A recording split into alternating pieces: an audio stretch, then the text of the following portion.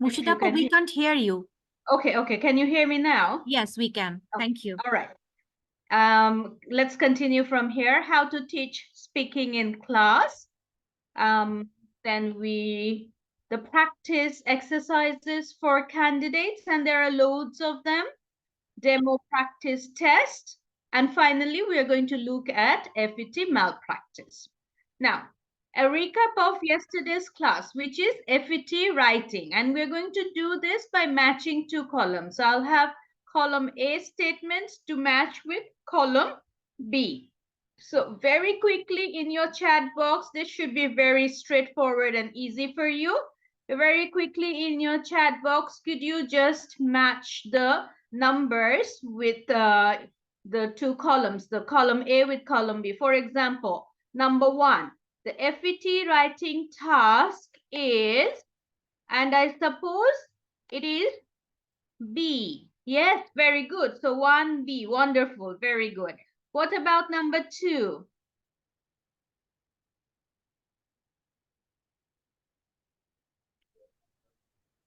One B, yes, definitely. 1 is B. It is 27 minutes long. How about number 2? 2 is C.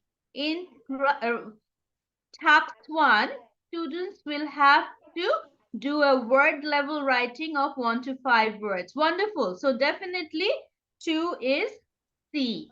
How about number 3? E. Students will have to answer with 30 to 40 words in task 4. Definitely it's E. Wonderful. Very good. You remember your lessons. I am impressed. Number 4. What is number 4? We've got number 5. All right. How about number 4?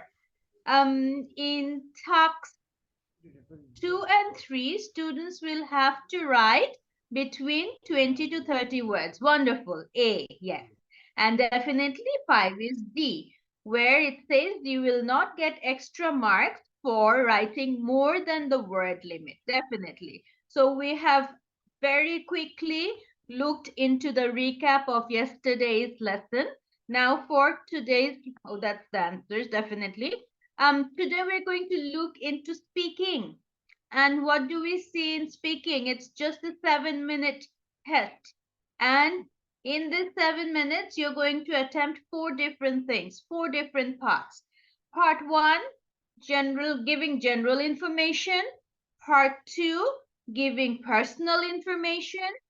Part 3, giving work-related information.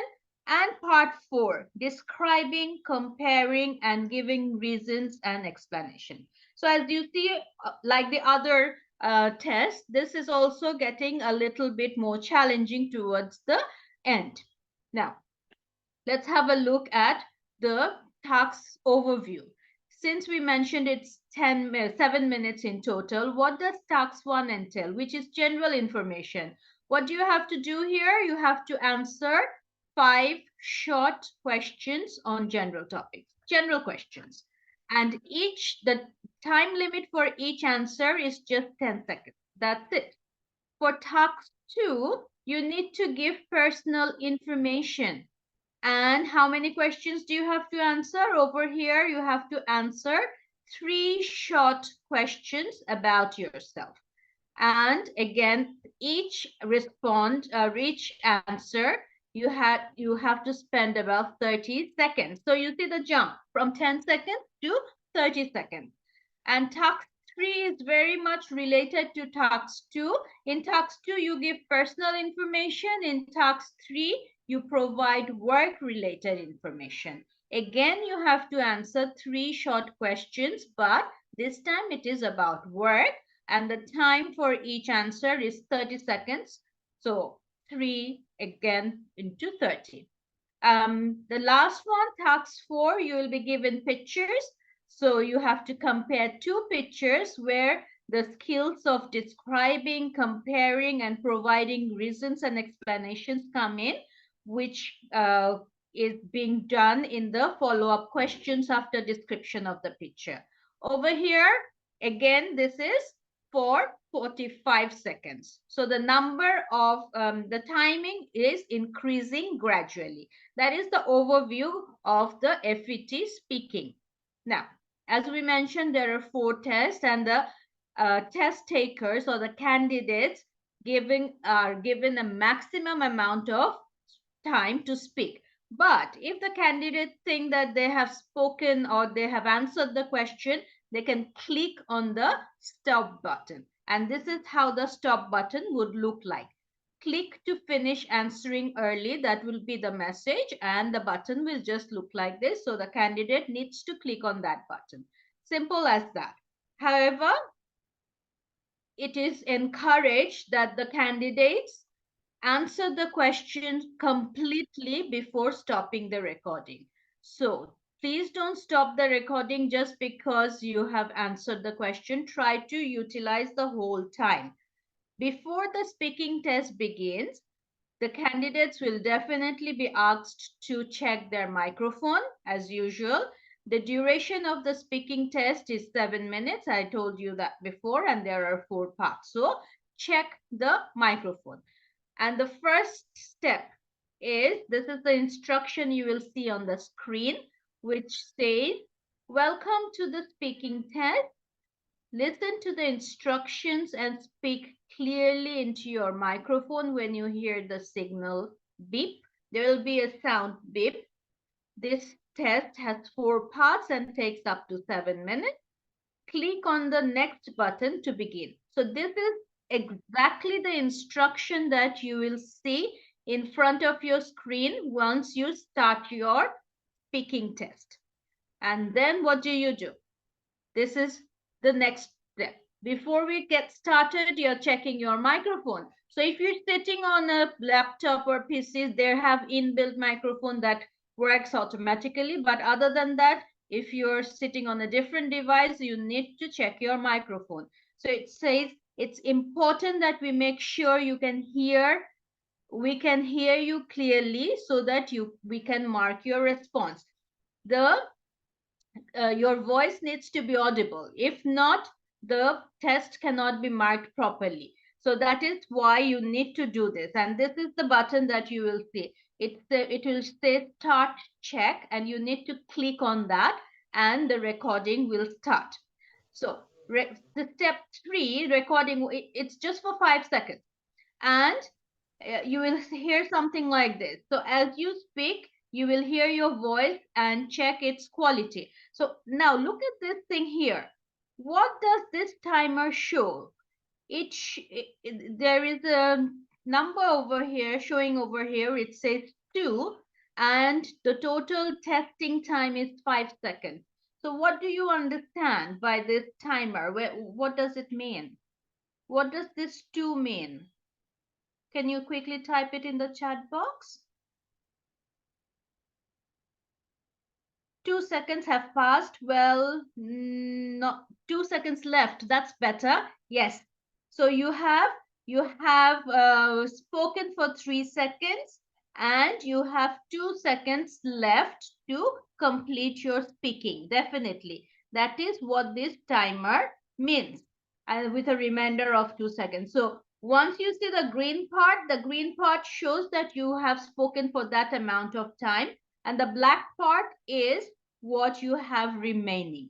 All right. Now, after that, you hear this. Thanks. That means they have checked your voice, and you're requested to replay the recording to check its quality. If you're happy with the quality, then we get started. Otherwise, you can adjust your microphone setting again and try again. So this is very, very important that you are happy with the test. And see, there are 2 messages. No, try again, and yes, start my test. So if you're not happy with your voice recording, then you can try your microphone setting one more time before you start the test. Very, very important. So can you answer this question? When can you see this stage, before or after the test? Is it before the test or after the test? Just write before or after in the, okay, yes, before you start the test. Before the test begin, you see this message and you need to respond accordingly. After that, what happens? This is what you see. You have started your test, foundation practice English test. You cannot pause or stop the audio reading the question. Please click OK when you're ready to comment. I have a question for you here. The question is, do you have extra time to read the questions? In your chat box, just type in yes or no. Do you have extra time to read the question? Extra time? No, of course not. No, I'm sorry. No, no extra time. Yes, that's better. You don't have any extra time to read the question. It is within the time limit of 7 minutes. So no extra time is given for you to read the questions separately. You'll start to read the questions before you start the audio. Okay, so when you're ready, you just need to click on comments and you get started. And then we're going into part 1. So the microphone testing part in speaking is extremely important. And every candidate has to be very, very accustomed to that, and they should know what they are doing. So part 1 is giving general information. And the instructions that you see for part 1 is, in this part, I'm going to ask you 5 questions. You have 10 seconds to reply to each question. First, listen to an example. And an example is always given to the candidate before the actual questions start, which is an advantage. That's good. Where do you live? And then you have to hear the beep sound. That is important. The simple answer is, I live in London. So that will be played on the audio. And the next instruction is, now you answer the question. Speak when you hear this sound, beep. So you see, what do you notice over here? For 10 seconds, the answers would be in simple sentences. The example here, where do you live? I live in London. And that should take up 10 seconds or little less than that, but that's it. 10 seconds is the maximum limit. You don't have time after that. The timer stops and your recording stops. That's it. So let's have a look at the questions for part 1.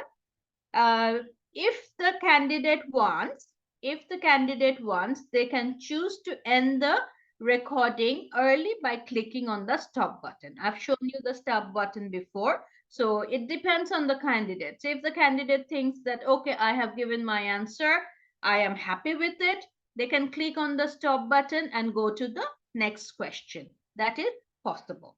Now, looking into the first one, let's look at question 1. It says, when do you usually watch TV? Now, for this, what will be a very straightforward answer in one sentence? Can you type it out? At night? Well, yes, but that is just about 1 or 2 seconds.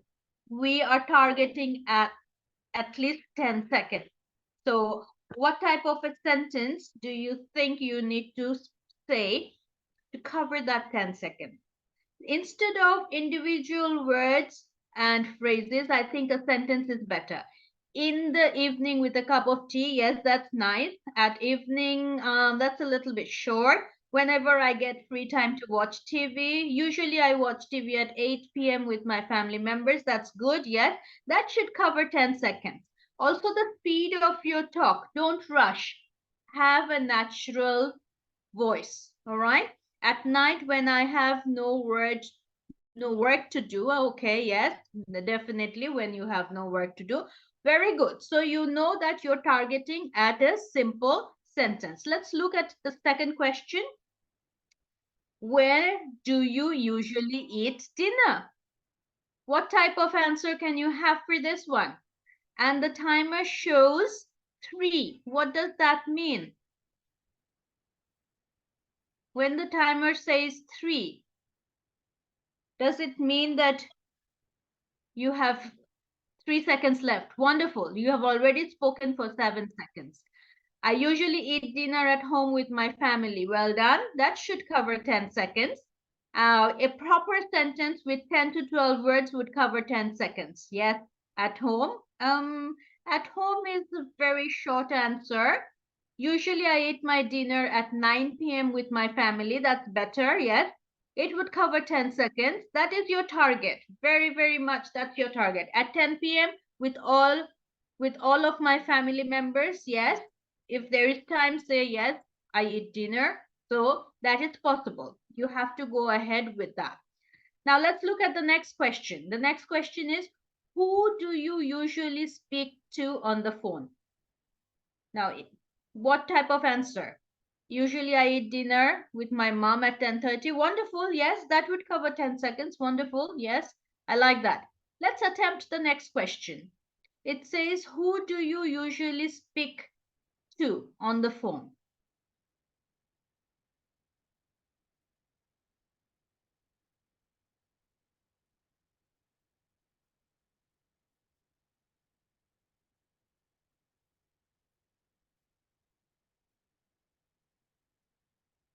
Okay, mostly I speak with my relatives.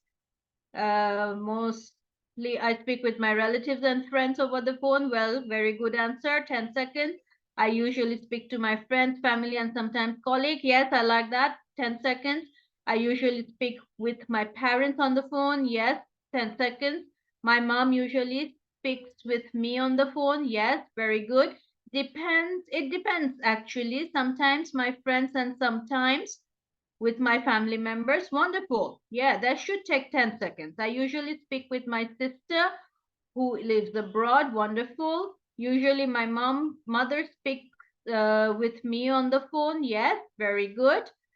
Wonderful. Yes, you are very much on track. I love to speak with my husband on the phone who lives abroad. Very good. Yes, that should take 10 seconds, and that's your target. And the final question, what do you like to read?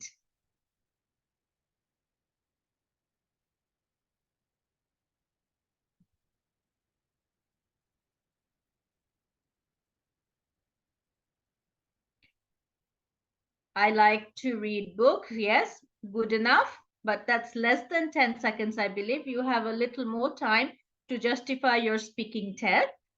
I like to read novel and drama. Yeah, good. On my leisure, I love to read the Holy Quran. Yes, good. I generally like to read novels and dramas. Yes, I like every type of books, even if I mention one I would say travel log. All right. I like to read novels by Arundhati Roy. Okay, all right. I read different kinds of reading science fiction. I like to read my academic books and Islamic books. Wonderful. I usually I like to read. I usually read International Relations magazine. Wow. I love fiction. Whenever I have time, I am a bookworm. That's a nice vocabulary. I love to read different kinds of articles from magazines and also like fiction. Wonderful. Very good. Very good. I like to read Life After Death. All right. So you are very much on track. You know how to give this to your candidates. And I have shown you how, or there is a variety of general questions for part one. Different types of questions, and that is the variety that you will get for part one. And the last one, where do you like to go shopping? The last question for part one, where do you like to go shopping?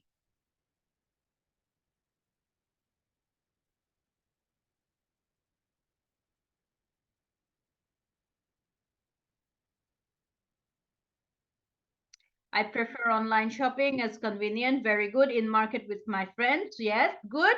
Depends. This one depends on how long you are talking for. Try to make it as close as 10 seconds. So yeah, not bad. Yes, that's a good idea.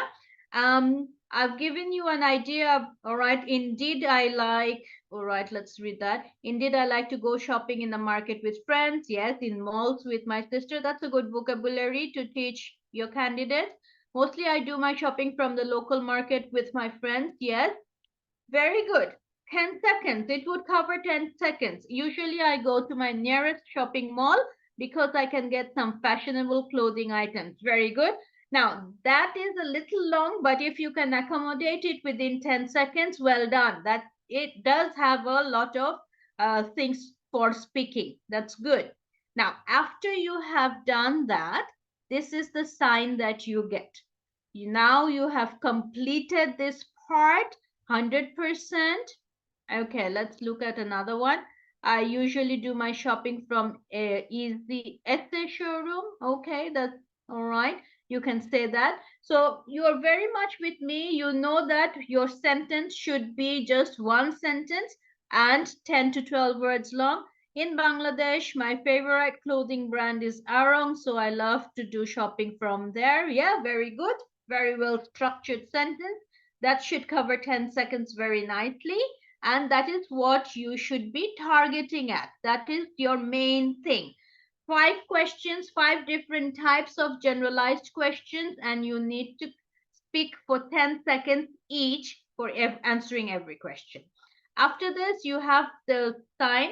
It says now you have completed this part with the tick sign and the 100% completion. Now you have your answers have been saved. What you do next is click on the next button. That is your work. That is what you need to do. After clicking on the next button, you go into the second part. But before we are going into the second part, let's look at this part. How do we teach part 1 in class? What type of strategies do you think you need to discuss with your students or implement in class to teach part 1? Can you quickly share your thoughts on the chat box?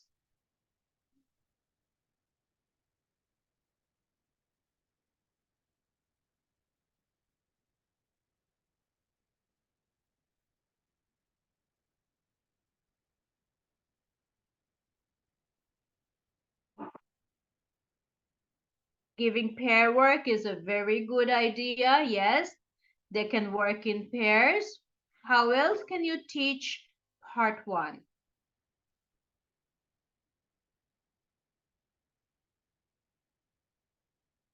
Wonderful. I like that.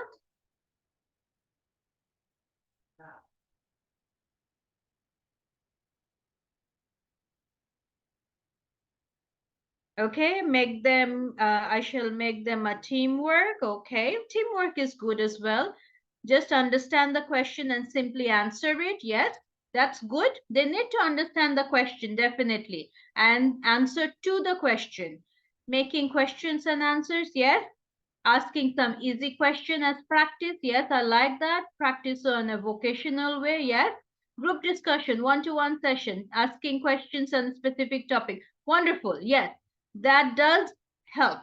First, make them aware of how many words they can produce in 10 seconds and drilling with tip here by giving them few sentences. Very good, wonderful.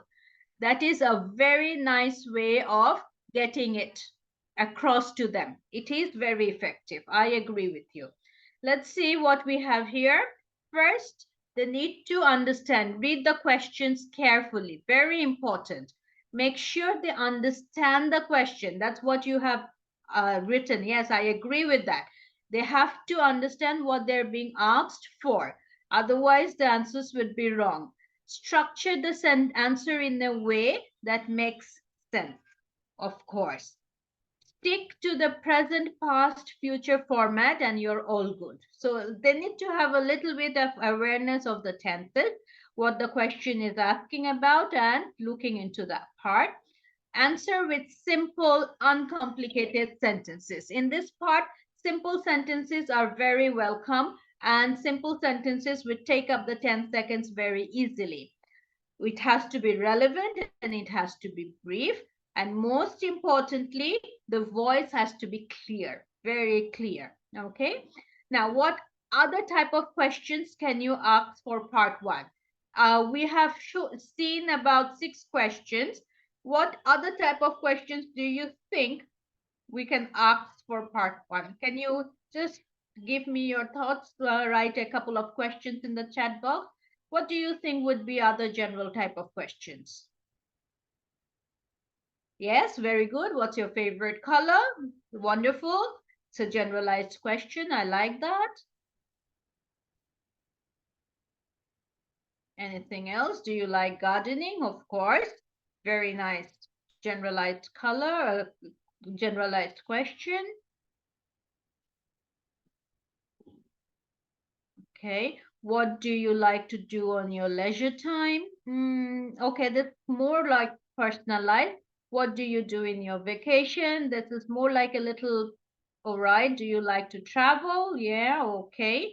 I like that. What's your hobby? Very nice. No, do you prefer eating out? Yes. Okay, I have got some on the screen. Do you like to gossip on your free time? All right. How many members in your family? Good, good. I've got some on the screen and they kind of match, one or two might match yours. Like, where do you live? When do you like to read book? Yes.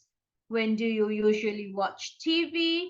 Who do you usually speak to on the phone? What do you like to read? How often do you like to listen to music? What are your plans for the future? What kind of clothes do you like to wear? So all these are part of generalized questions. Now, getting some more questions. Do you like to shop? Would you like to shop? Okay. Right. Do you like to play cricket? Yes. Very good. It could be. Yeah. So what do we consider? Over here, what do we consider? What language is required to answer this question? What is the language? What kind of speaking performance is acceptable at this rate level? This is what we need to keep into consideration. And what is it? The responses need to be relevant and on the topic. Simple grammatical structures are required. Some mistakes are expected. That's okay in this part. Everyday vocabulary is required. Some wrong word choices are also expected. Could be a possibility. Pronunciation should be understandable with some effort from the listener. Some mispronouncing is expected, but not a lot of mispronouncing. You have to have it on par. So you can, whatever you produce, the sounds that you produce should be understandable by the person who is marking your test. So that is something that needs to be considered at this level. So what kind of classroom activities can we have for part one? We can have a 10-second speech. What is a 10-second speech?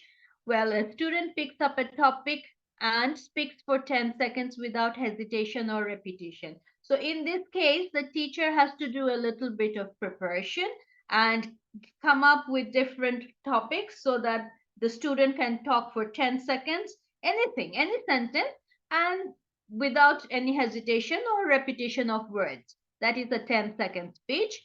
We can have a classroom activity like conversations where um, they have a time limit and they have to answer 5 questions. Maybe for starters, it could be 5 questions for 5 minutes and give them enough time for them to assimilate and try to get into the proper sentence.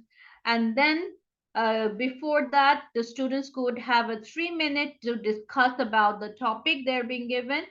Then after doing that in their group, one or two of the students could move to a different group and share their ideas and speak for 10 seconds. So this is a kind of mix and match activity which is very interactive for the whole class. Then we have another one, role play, of course. And the role play technique is very, very effective. It asks peers to choose a general topic they both know, and then they come up with the interview question. It's like a real life interview in front of the class. It is not very active for part one, but it can be used as a part one classroom activity. The first two are quite active in the class. You can try those out in your class. Now, for the marking scale, what happens? How is part one marked? Over here, the examiner sees how much the candidate can produce. Mainly simple, isolated phrases about personal information, people, and places. So the key skills is giving general information on who, what, when, where, how, and often. So that is what it is being focused on. So in the marking scale, you can see fully intelligible responses for all 5 questions, and the test taker completely achieves the mark, which is above A1, which could be a A2. If it is like A1.2, 3 or 4 of the responses are intelligible. So out of 5, only 3 or 4 errors impede understanding in 1 or 2 of the responses. So that is, if that is the case, the candidate gets A2 level. If it is 1 or 2 responses only and errors impede understanding, then it is A1.1 level, which is elementary, the basic elementary. A0, the beginner, no intelligible response, and this test is not even aimed for them actually. Now, some of the websites or some inspiration for your learners.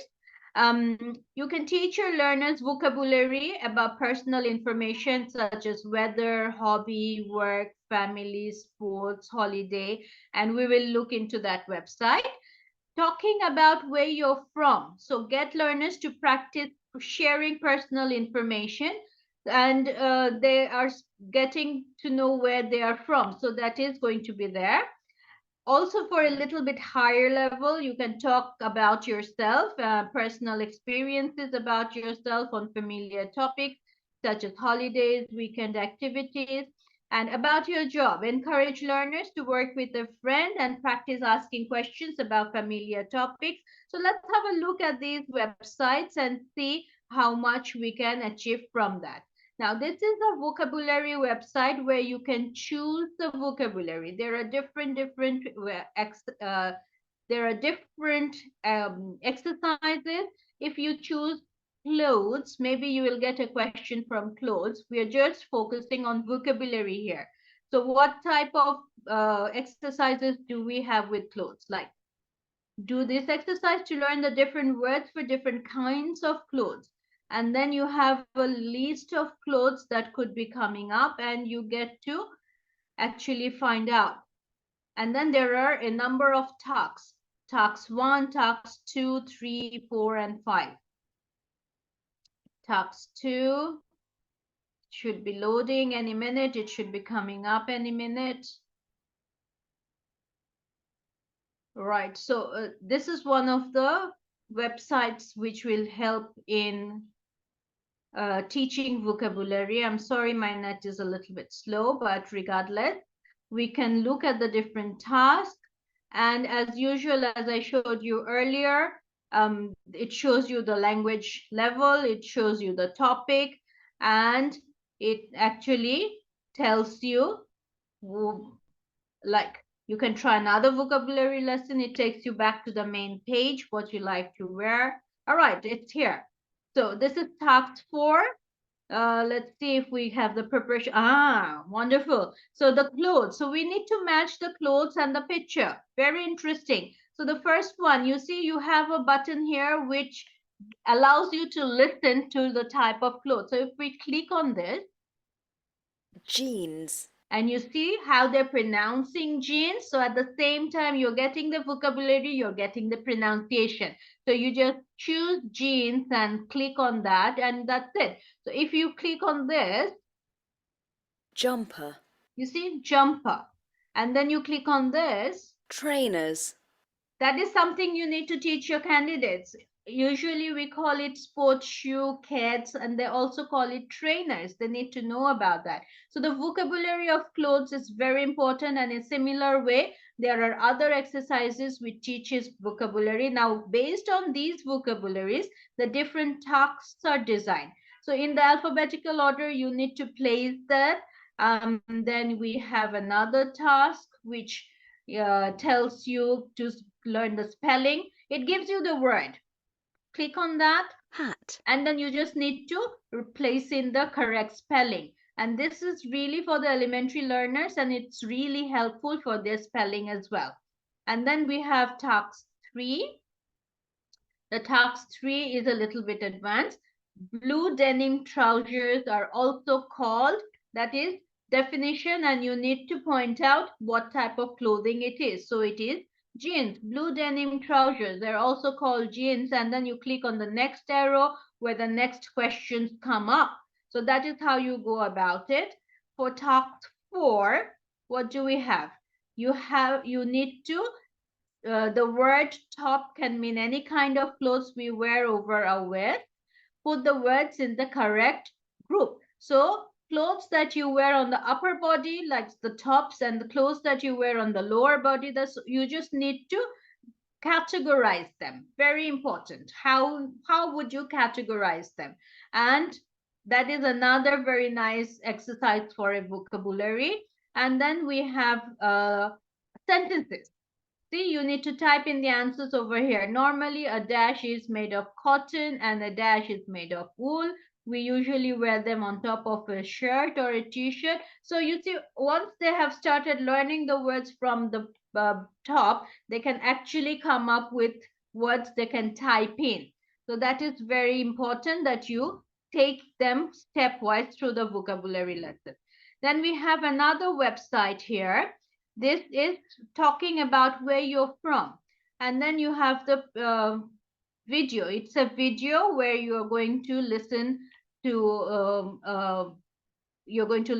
two people talking. One is Yamir and Vanya, and they learn more about each other. So you have to listen to the language they use for talking about where they're from and practice saying useful phrases. So in the preparation tasks, you need to be prepared to listen to the video. And for the preparation tasks, it's still coming. The video is here. It's a 3-minute 45 seconds video. If I just play a little bit of it, you get to hear and you see how they sound.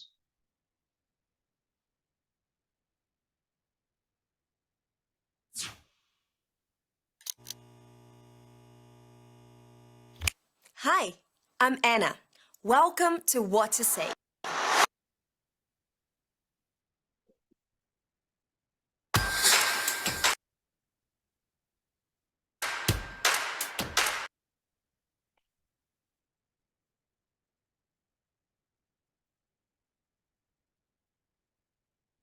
Okay.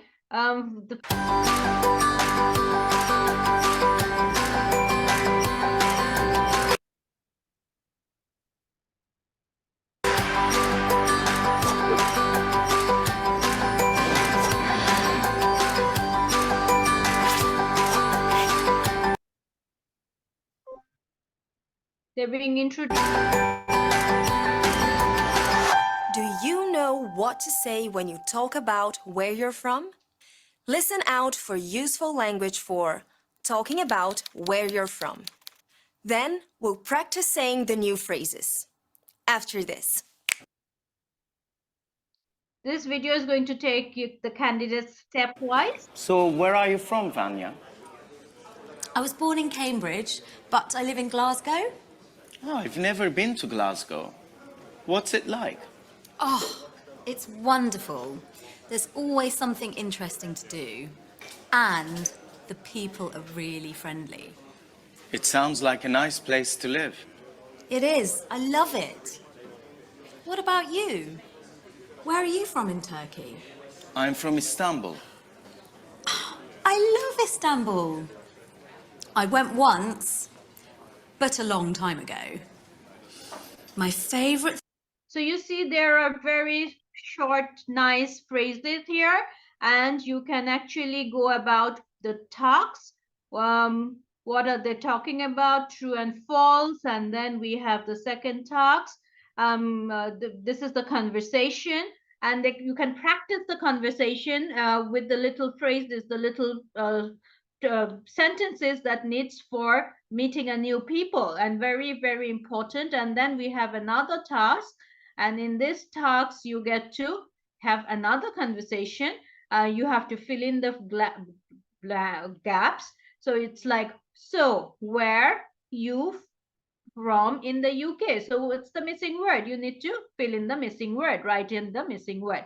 And that is how the learning will take place gradually. It's a very, very interesting task. And in the preparation tasks, you get to hear you get to look at the different sentences and the phrases that would be spoken in the video, so you're being aware of what you're going to get in the video. So that is a very useful video. And then we have another one, talk about yourself. The instruction, we have a video and the transcript is given, and after the transcript we have do's and don'ts, and then you check your understanding, the true and false, or check your language of ordering questions, like what, put the words into the correct order, like what's your name, and then you put the question mark. And for that you have different all right, this is another one, talk about yourself, talk about describing photo. All right, so this is another one that will help you, typical speaking talk, that will help you to take your students across to the learning process. And then finally we have another one for part 1, about talking about your job. Again, you have a video, you have a preparation talks, and then you have talks that follow that that are based on the video. There are 3 different talks that is based on the video, and this is the video. The preparation talks is always words that you hear on the video, so that is always there, and you can do the talks, do the preparation talks. You make aware of the words that the students are going to hear on the video, and they become used to those words, and then you play the video and then go ahead and do the different talks.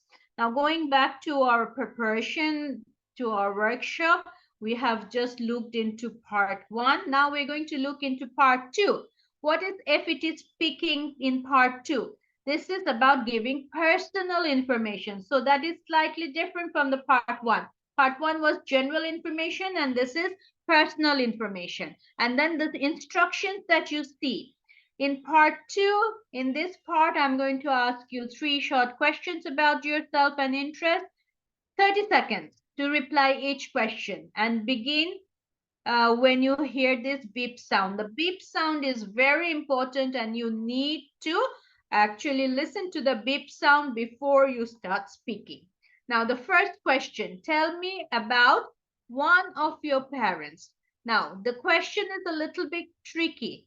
It is not talking about both parents. The catchy word over here is one of your parents. So if you have to answer this, how many sentences do you think you need to write for 30 seconds? For 10 seconds, we wrote 1 sentence. That was enough. So for 30 seconds, how many sentences do you need to write? Can you quickly write it in the chat box? 2 to 3. Very good. Wonderful. If you speak with 2 or 3 sentences, easily you can have a 30-second cover. So would you like to give it a try? Tell me about one of your parents. Can you just type in 2 or 3 sentences in the chat box? Let's see.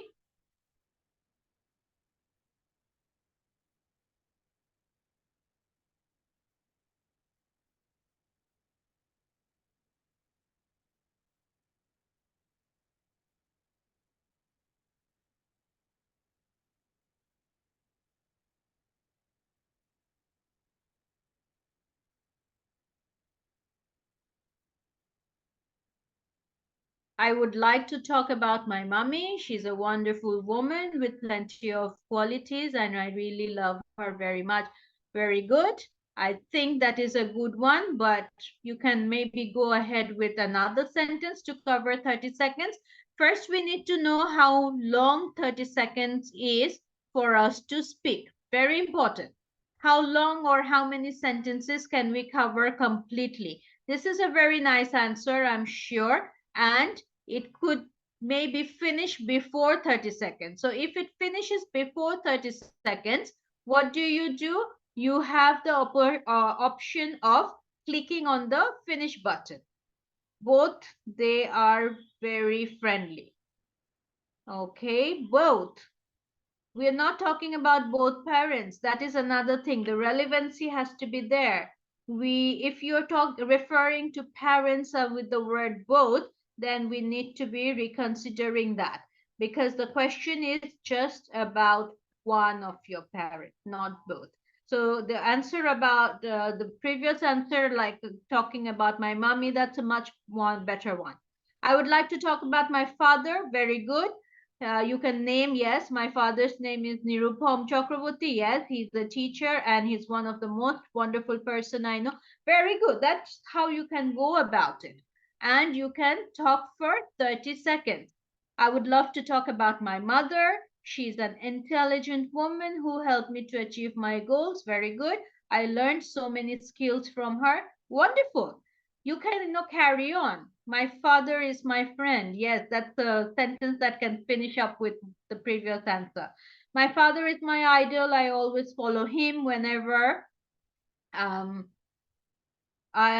whenever I fall in any problem, my father is like a shield for my problem. May Allah give him a healthy, all right. My mom is my guiding star, teaching me values, like kindness, perseverance. Her resilience inspires me, and her unconditional love is an anchor. She's not just a mother; she's my hero and forever friend. Okay, all right, wonderful. I would like to talk about my mommy. She's a wonderful person with plenty of qualities. She's friendly, responsible, well behaved, and very caring. She does a lot for our family, and I like her the most. Wonderful. So you see, the answers are a bit longer, and you need to fill in a little bit of more information to cover the 30 seconds. And the timer would look like something like this. Over here, if 1 means 1 second is left. And if you want to finish early, definitely you can finish with the stop button. Another answer, like I would like to talk about my father. My father's name is Noor Hussain. Very inspirational person to me. He's a teacher and one of the most wonderful person I know. Very good, wonderful. I'm sure it's going to be close to 30 seconds.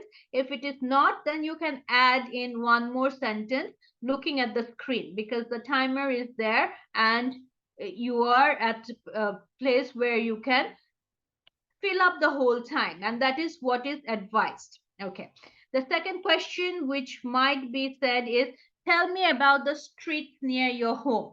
That could be another answer. And the timer over here, see, just started, so just spoken for 5 seconds. You have a whole lot of 25 seconds left.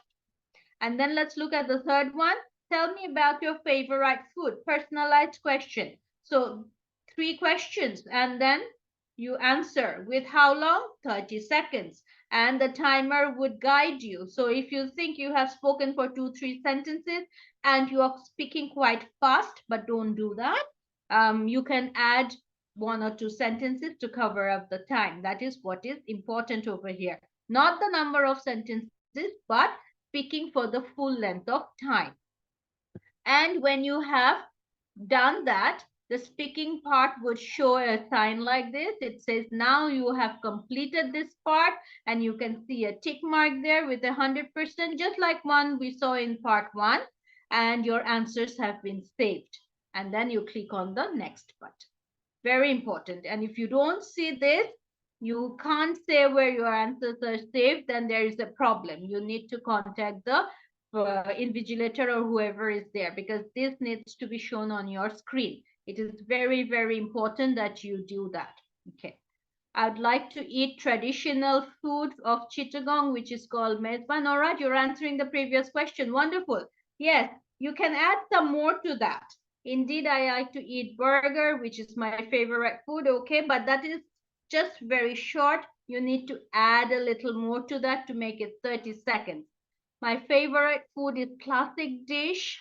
Okay. Creamy chicken Alfredo pasta sprinkled with Parmesan cheese accompanied by garlic bread and a refreshing Caesar salad on the side. Delicious and satisfying. Wow, that's a lot of vocabulary. And if you have your candidates know all this vocabulary, I am going to be impressed. You can actually teach them, yes, and teach them the way you answer by giving them or teaching them all the different types of vocabulary. I'm a foodie person. I love different types of food. But if I need to talk about a specific food, The pick would be biryani. It is a traditional food of my country. Very good. Now, this is a very nice answer because it's an open-ended question where you see if you have spoken this and you still see that the timer has got some seconds left, you can talk a little bit about biryani. Like, it's the traditional food of my country. It is usually served in different occasions, especially marriage or wedding ceremonies. You can carry on until the timer gives you an idea to stop, or when the timer stops, you stop. So that is a very nice way. If you have the last sentence a little bit open, you can link it up with other sentences. Wonderful. You're very much on track. Okay. Now, we have completed speaking part 2, and we need to click on the next button and carry on to the next level. Now, before that, can you write what other topics you can think of for part 2? What other personalized topics can you teach your candidates, or can you share with your candidates to practice in class? Can you list 1 or 2 of the topics in the chat box? Okay, what does your home look like? Just not the question, just talk about, write the topics.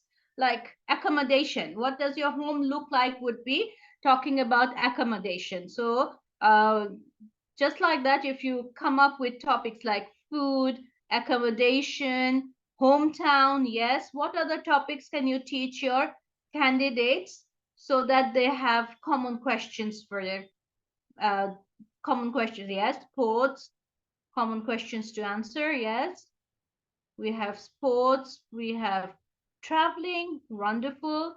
Home district, okay, that's hometown, very good. Weekend, yes, leisure time comes in here, wonderful. I have a list. Let me see how many of yours matched my list. I have a long list. Hometown, yours matched mine. Accommodation, living place, that matched as well. Weather, favorite season, TV program, public or holiday, film, leisure time, sports, yes, that matched yours. Clothes, text message, phone calls, friend, traveling matched one of yours as well.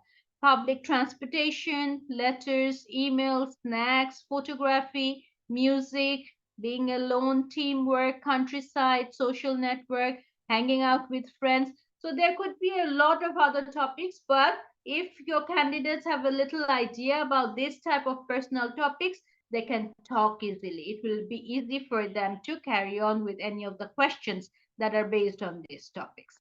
Now, let's carry on. How can we teach part 2? Social media, definitely. How can we teach part 2 in class? What do you have in mind? How can you get the message across to your candidates or your students to speak for part 2? What should be the strategies? Can you just type in a few of the strategies you need to teach part 2 in class?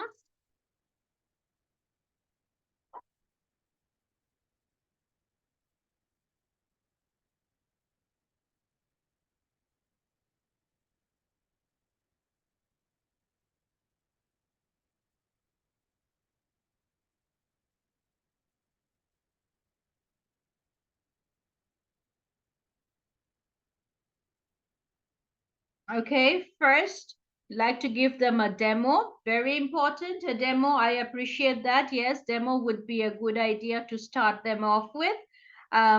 Demo for at least speaking for 30 seconds. You can use your mobile phones as the timer and get it going. So that will help them know how many sentences they're talking or how long they should be talking for. Very good. Any other advices, any other strategies that you would like? All right, first read the question, very important, yes. Generate ideas, all right. Then start speaking, okay?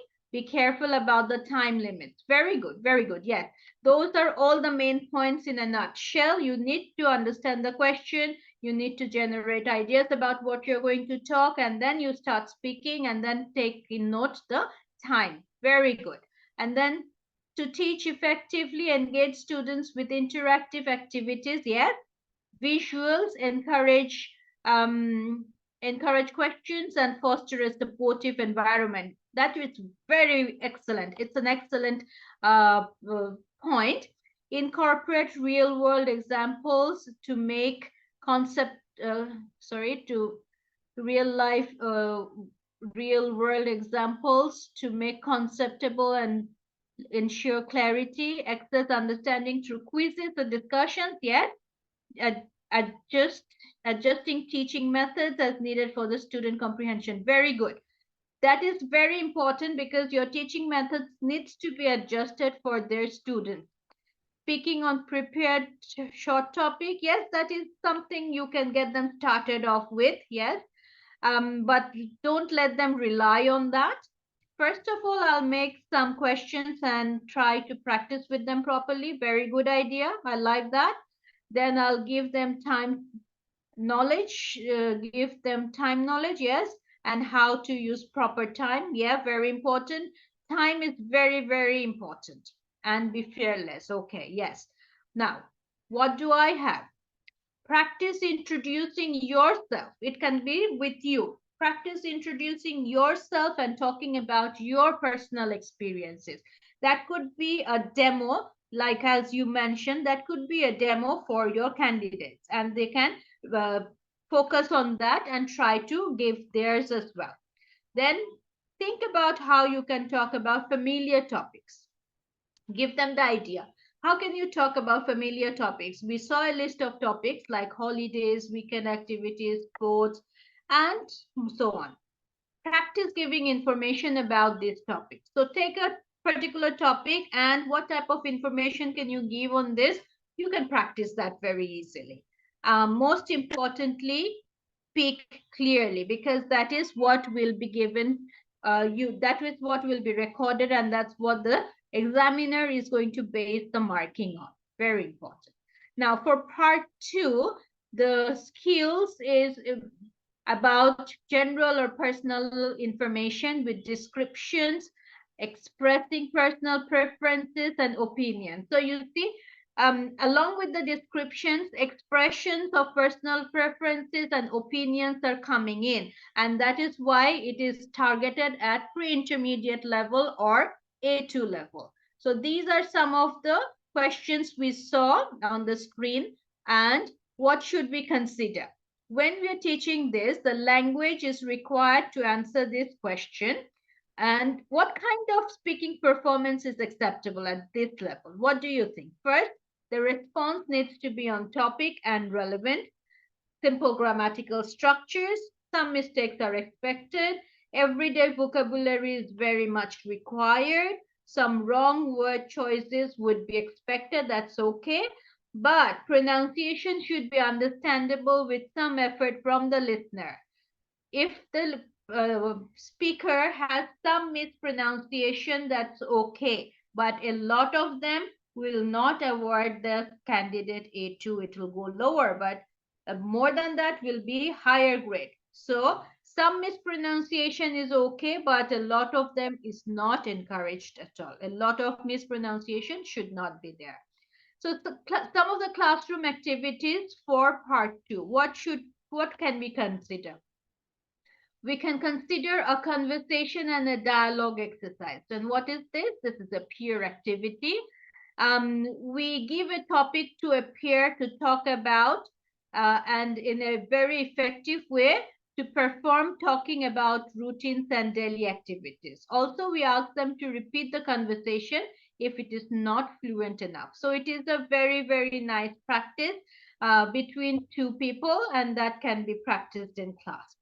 Finishing the sentence without thinking. This is another very impromptu activity.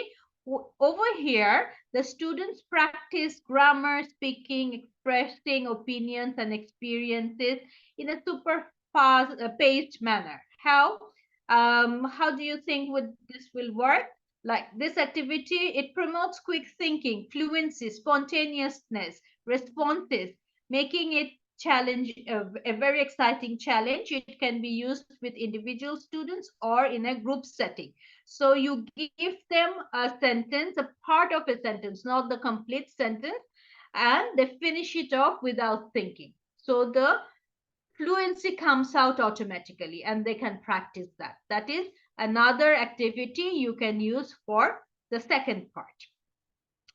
For part 2, the marking scale, the areas of marking is task fulfillment, topic relevance, grammatical range and accuracy, vocabulary range and accuracy, pronunciation, and fluency.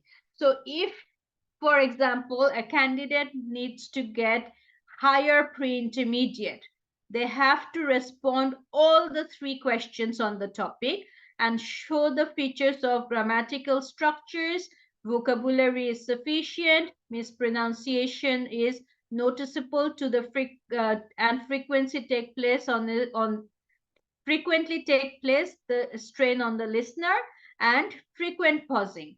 If the responses are 2 questions out of 3, then it is lower pre-intermediate level. And if it is 2 questions on the topic, again, it continues here, upper elementary level. So 2 questions, 2 questions. But what are the difference? For pre-intermediate level, some simple grammatical structures are correctly used, but basic mistakes occur systematically. But in the elementary level, grammatical structure is limited to words and phrases only. Vocabulary is sufficient to answer. Over here, vocabulary is limited.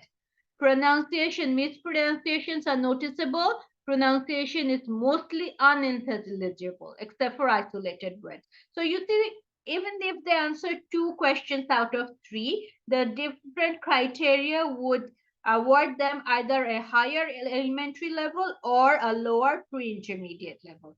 And if the candidate only answers 1 question, definitely it is the elementary level. That's it.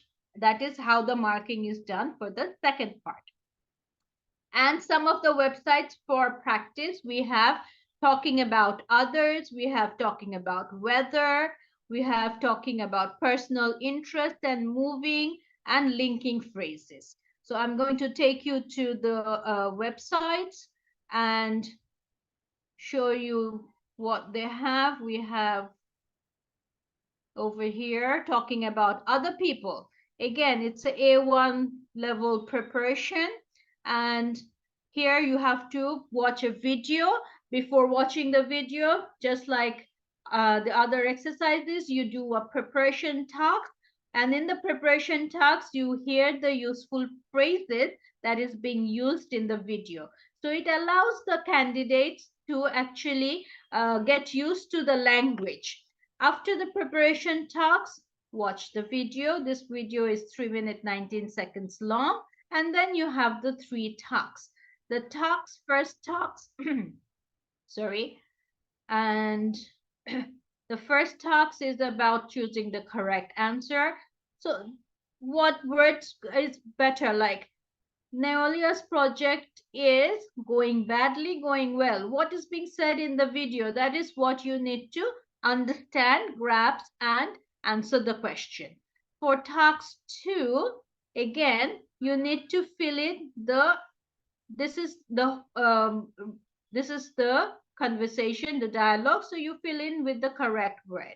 And in task 3, you need to type it in. Yes, if I'm not wrong, you type it in. So you have to fill in the words, correct words with the with typing in. So you see there is a range of ways the candidates can practice. And definitely the preparation task is very important. So here you match 2 parts of the sentence. Do you work with the, and then you choose the correct word and fit it in.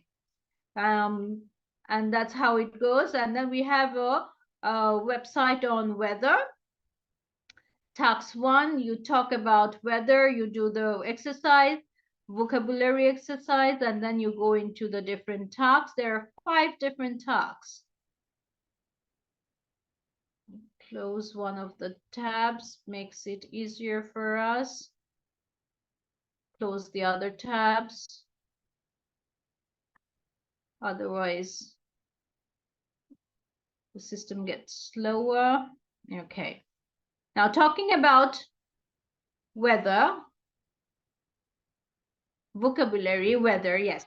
And we need to do some of the exercises as the preparation talks and then go into the different talks to answer. Now, in the talks, we have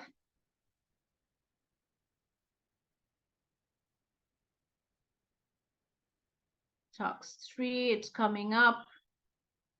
Just need to bear up with me a little bit.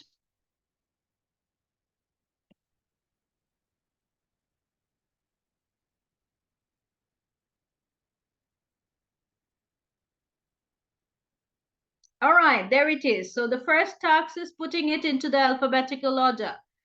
The pictures are coming up. Yes, you see?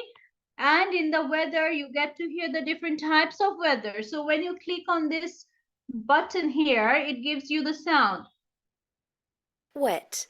It is wet. Look at this one. Sun. So you hear the pronunciation as well. Wind. And you match the words to the pictures. After that, you look into the first task, which is on alphabetical matching. Then you go into the next task. Gradually, it is increasing our difficulty. You get to do your spelling part. And then you go into the next one. You choose the correct word that fits into the sentence, that water that falls from the sky. And it is called rain. So you need to click on rain, and that's how you teach your candidates. And then a little bit of more difficulty level coming up, you need to complete those sentences. So if the temperature is low, it is cold. So they have already learned the word before, and then you need to fit it in here. And finally, you have to write the noun forms of the adjective. Cloudy, foggy. So what is the noun form of cloudy? So that's how you actually go about teaching your candidates stepwise. And if you follow all these exercises, it's really, really very good. Yes, cloud, definitely. It's very, very helpful for them to learn their vocabulary. Now, the next one we have, if I just close this, the next one I have is about personal interest. And in a similar way, there is a video, speaking video, and the transcript is also given, and then the talks follow. In the talks, you need to click on the talks, and it's a pre-intermediate level. There are 3 talks, and you need to do the talks with your candidates.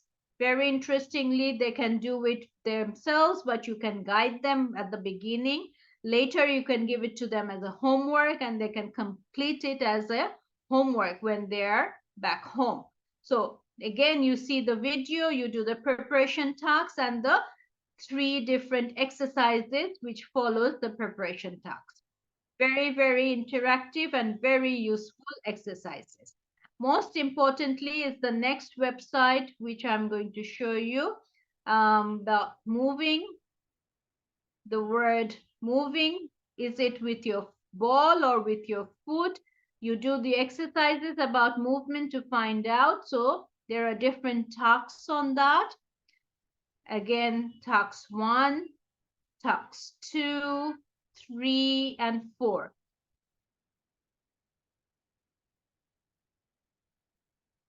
So all these exercises are in line with each other, and it teaches vocabulary for speaking as well as the other skills. So if they're very used with this vocabulary and they learn the pronunciation as well, this websites teach pronunciation as well. So moving, and then the different types of moving, different types of move, and then like this one.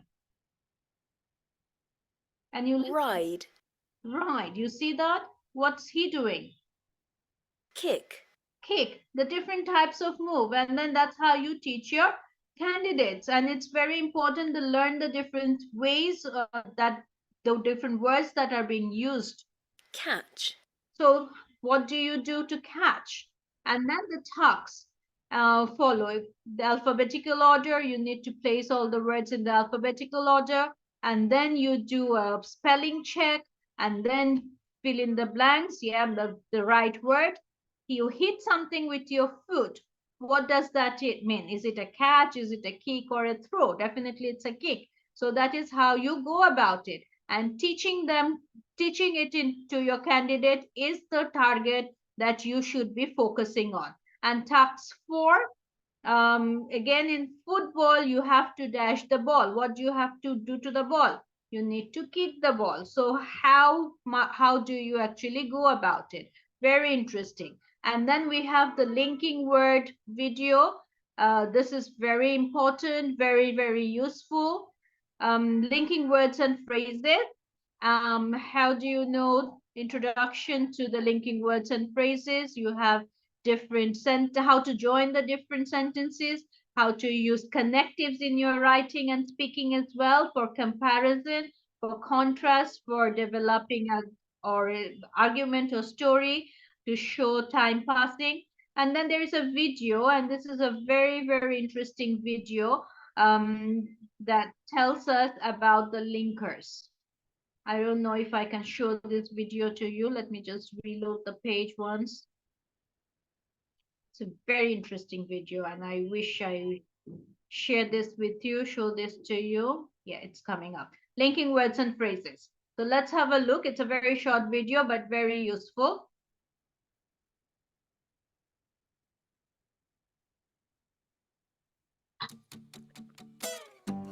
Here's a range of words and phrases. Some of these are coordinating conjunctions that join sentences together. Others are connectives that link ideas, sometimes in separate sentences or paragraphs. Here's a few examples. Max dropped litter. Sanj picked it up. Which linking word might help? Max dropped litter, but Sanj picked it up. Linking words help us to compare and contrast two different ideas, like His Dark Materials, a series by Philip Pullman, and Frankenstein, a novel by Mary Shelley. To compare them, you might say, Pullman writes about fantasy. Shelley writes about the supernatural. Or Pullman writes about fantasy, and similarly, Shelley writes about the supernatural. By changing the word or phrase that links the two statements, we can find the right word to reinforce the connection between each clause. We could add further information too, to show cause and effect of that connection. Pullman writes about fantasy, and similarly, Shelley writes about the supernatural. As a result, they attract a similar audience. Next, to contrast the authors, you will need a word that showcases the opposition of two ideas. We can drop one in between the clauses, and we can even add another to introduce the theme of opposition at the start of the sentence. The use of commas is important here too. In contrast, Pullman's stories are set in a fantasy world, whereas Shelley's plot relies on the science of electricity based in the real world.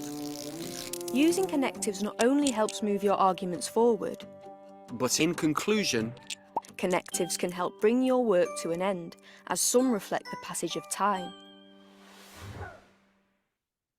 So you see, this is a very, very useful video, but only if your students or candidates are up to that standard, right? And then you have, later you have different why join sentences and paragraphs, linking words, ordering, and what is called cohesion. And then you have another video. So it's a very, very interesting website for you to practice. You test yourself, you start, and then you go ahead. Like for writing a comparison, you go ahead and you get some exercises to do on that.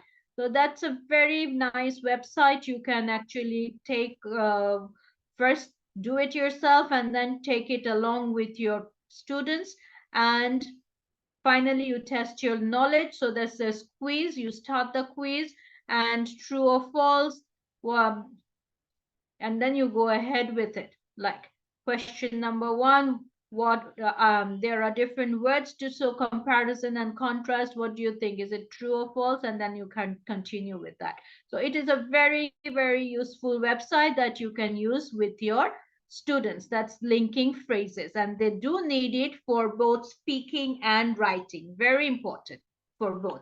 Now we're looking into part 3, which is giving work related information, which is very similar to part 2, similar in some ways. We will look into it. First, you see the instruction. In this part, I'm going to ask you 3 short questions about your work. You have 30 seconds to reply each question. So the similarity part is 30 seconds. Part 2 is 30-second answer. Part 3 is also 30-second answer. So what is the difference here? The difference is part 2 is on personal question. Part 3 is on work question. Question on work only. Look at the question. Tell me what kind of work people do in an office. Another question.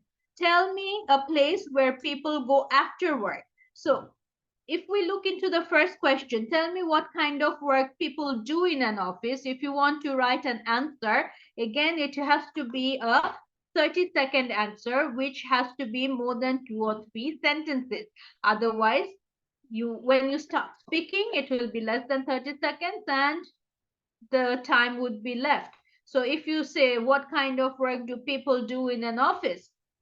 They do desk work, they do printing work, they use the telephone, they have various variety of work to do. So you can talk about all that part. If you're talking about a place where people go after work, you can say, first thing you can say, they go home. That's very common in our culture here. Other than that, they can hang out with their colleagues. They can go for a coffee. They can go for a dinner. There are so many things that they can do. So if you have a list, or if you can express this list, or if you can motivate this type of answer in your candidates, I'm sure they can actually come up with an answer. And the last question in this part 3 for this particular one, tell me some of the things a school teacher does. Okay, well, one answer has just come in. In offices, people typically engage in a variety of tasks related to their work, okay? This can include activities such as conducting meetings, collaborating with colleagues, completing administrative tasks, managing projects, communicating with clients or customers, and using technology to perform job-specific functions. A very well answered question, and this is above a B1 level. So if you can use this vocabulary to answer it, definitely you have a very good score for that. So I don't know if you can teach this type of vocabulary to your candidates, which is very, very challenging, but if you can do that, hats off to you. I will be impressed with giving you this training. So that is what your focus would be, how you can bring this type of answer out from your candidates. All right. So you see, part 3 is all about work, all about work. This is talking about a school teacher, what a school teacher does. And then in part 3, what is being looked, it is looking into pre-intermediate level, but again, in intermediate level can be also attempted. For pre-intermediate level, they produce simple phrases of personal and places, general information about workplace and job responsibilities. The questions that we saw, all right, and then what should we consider? The language is required. What language is required to answer this question? And what is the kind of speaking performance acceptable at this level? So as usual, as I spoke in the last 2 responses, this response has to be on the topic, and it has to be relevant. Simple grammatical structures are definitely required. Some mistakes are expected. Everyday vocabulary is required. Some wrong word choices are expected, and pronunciation should be understandable with some effort from the listener. So some mispronunciation is all right, is okay with us. Now, how can you teach part 3 in class? How can you teach work-related responses? Can you come up with techniques, strategies? Just type it in, how you can teach part 3 in class.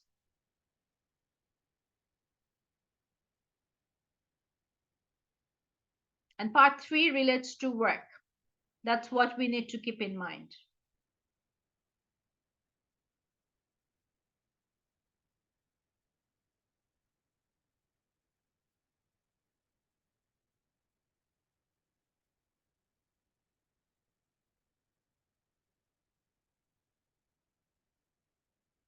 Okay, first you give them some topics to read which will help them generate ideas.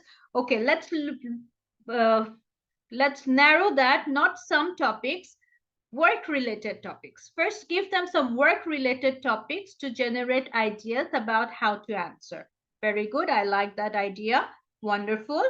Is there any other idea how you can teach them part 3, or what strategies? First, I have to learn them how to give a good answer with a sense of humor. Well, sense of humor is okay, but not that important here. But vocabulary is important and a good answer is important. So what does a good answer entail? It entails vocabulary, it entails grammatical structure. Also the structuring of sentences, definitely. So that is very, very important. So what do we have here? First, you prepare the students by introducing them to the topic of work in a very interesting and engaging way. That is important. They should know the topic of work. Or next, use an anecdote or a story. Maybe a quiz presentation. Give them pair works to practice. Yes, definitely. I like that. Yes. As I was mentioning this point, give them a story, give them a quiz question or related image, or maybe a video could be used to motivate their interest in the different types of work. The main topic is work over here, so that is what we should focus on. Depending on the level of the candidates, it's also necessary to pre-teach any of the challenging vocabulary related to work. So what types of vocabulary do you have related to work? That is important. You need to teach that. And then decide what tense they need to use when they are speaking. Is it going to be present tense? Is it going to be past tense, future tense? Very important. And teach them the different connectors rather than just and. Okay, so you need to teach them how to, and so. So you teach them the different connectors other than just and so. Very important, very, very important. That's how you can go about teaching them or giving them an idea about work. Okay, give them practice. All right, first of all, ask them to create ideas upon some work that usually people do in offices, or yes, good, I like that. And then make some questions on the top above the topic which they will utter. All right, furthermore, I will learn them about these topics. Yes, you need to teach them, you need to teach these topics to them properly. And then practice is the ultimate thing. They need to practice to get motivated and carry on with the work. With the questions on work. So some of the classroom activities which you can use for your candidates are some of them which you can use for your candidate. One of the activity is networking. So how does it work? Over here, student practice exchanging work information at a networking event. You create an environment, or you create an ambience where you think everybody is in the office, not in the classroom, they're in the office. The aim of this activity is to find out about people at the event and hopes of building new business partnership or finding new customers.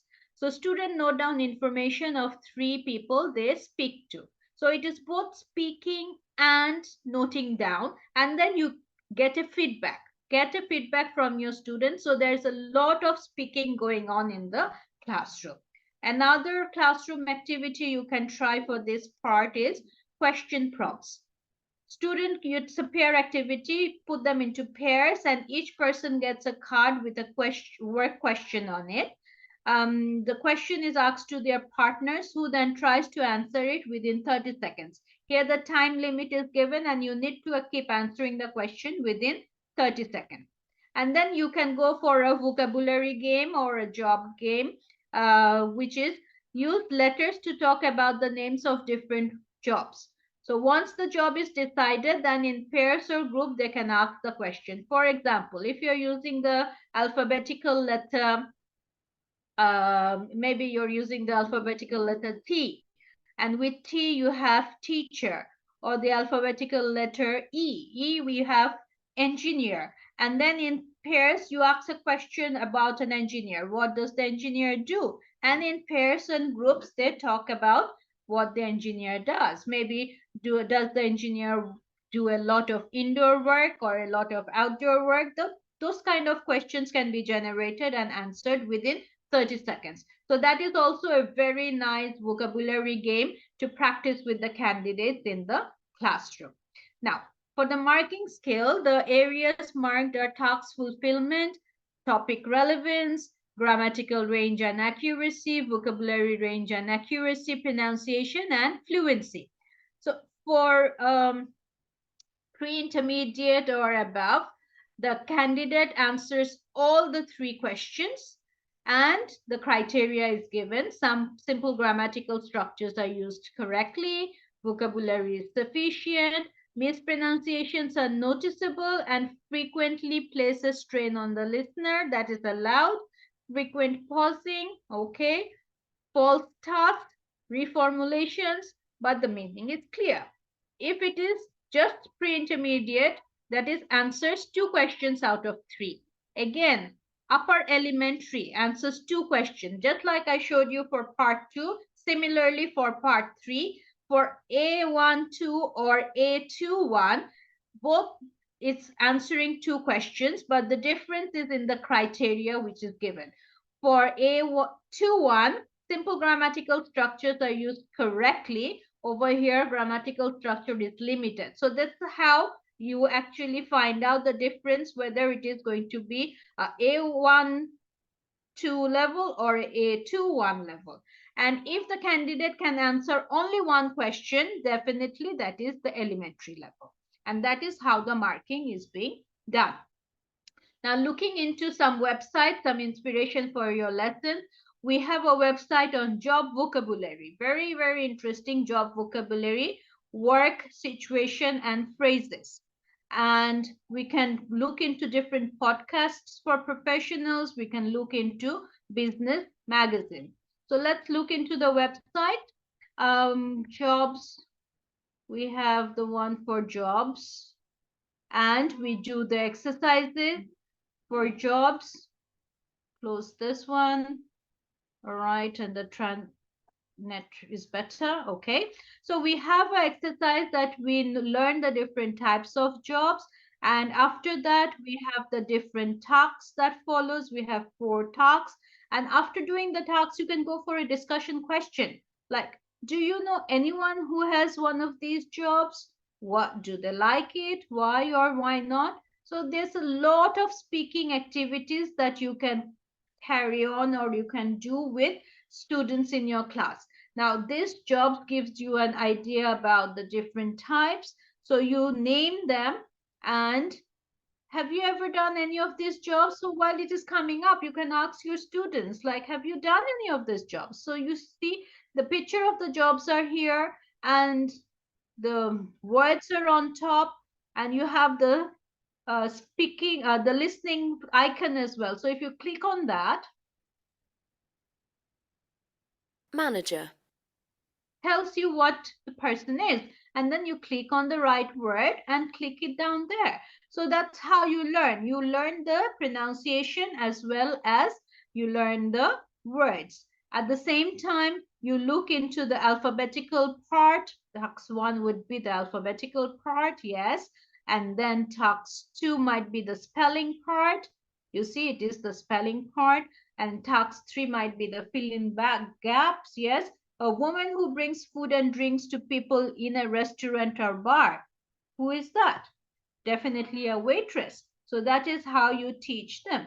And task 4 is a little more advanced. That's where you need to type it in. And that is a very nice website for vocabulary for the part 3. Then you have another one. You're hired, all right? Yes.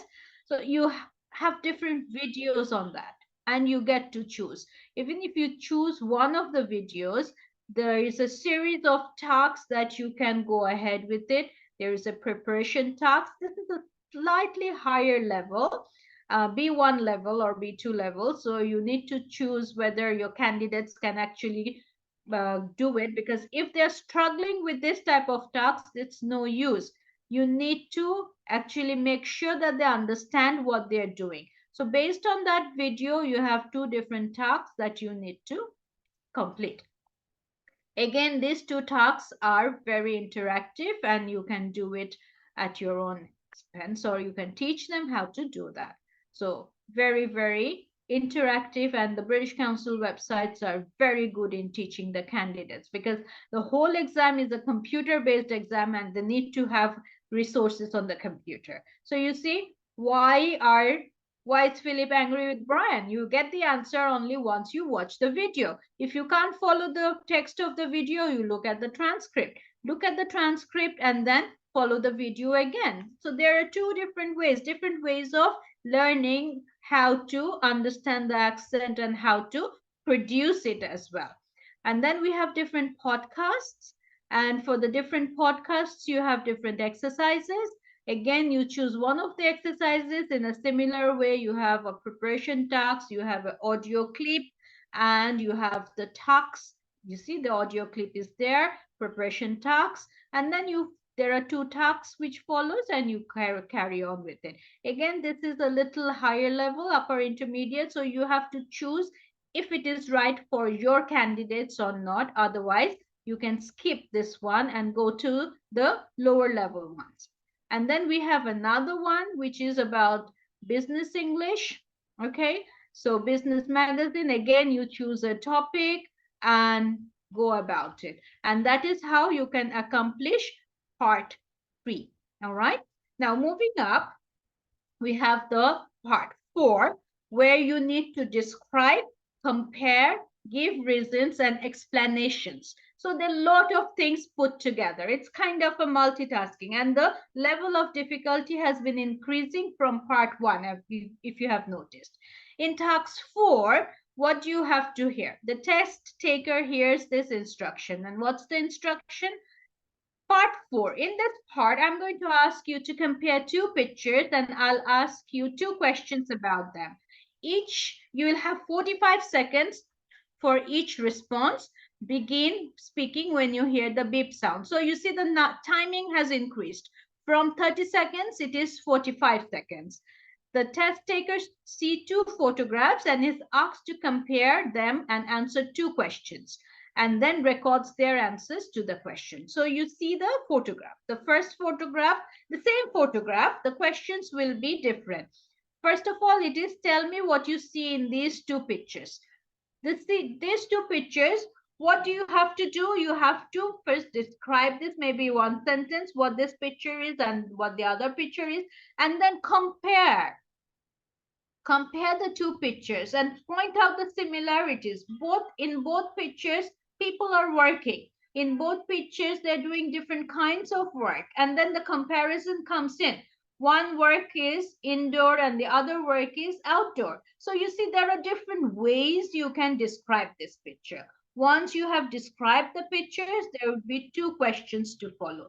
The first question is, which of these 2 kinds of work would you prefer and why? All right, time for you to write the answer. Can you write the answer? Which of these 2 works would you prefer to do and why? Very quickly in the chat box. This time you're not describing, but you're answering the question. That is what you have to be careful about. So just write in the answer. Okay, home office. You prefer home office, yes. And then why? The question is there. Why do you prefer that? So that is something you need to answer. And your response needs to go on as long as 45 seconds. So it's pretty long, 45 seconds.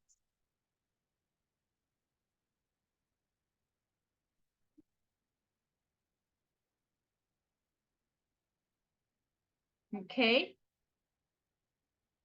Yeah, you can use expressions like that. Let me explain. That is a very natural way. You can say, which of these 2 jobs would you prefer? You say home office again, and then you can say, yes, let me explain, and go ahead explaining that.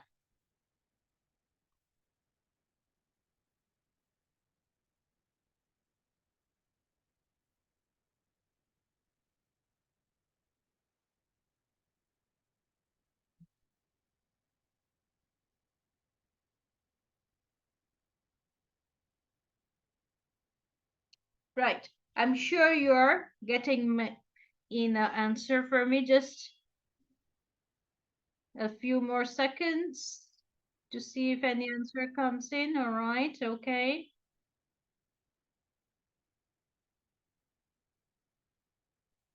And then you can explain why you like home office. It's much easier, no hard labor, and you can do all the work over a screen, and you can still have business running. So you see so many vocabulary coming in. Because on a home office, I can save my time. You know the roads of our country. Yes, you can talk about all traffic jam as well. Yes, very good. Or even you can talk about good salary, good pay, and maybe the manual labor might not offer you that much pay. So that's a different thing. Okay. And then the other question which is here, why is it important to have the right equipment to do a job? So you see, that is the other question based on the same picture. You see the same picture, and first you have to describe, then you have to answer two questions. First question was which job you prefer, and this question is why is it important to have the right equipment? So when you have these questions, please focus on that and answer accordingly. Don't start describing the picture when you have this question on.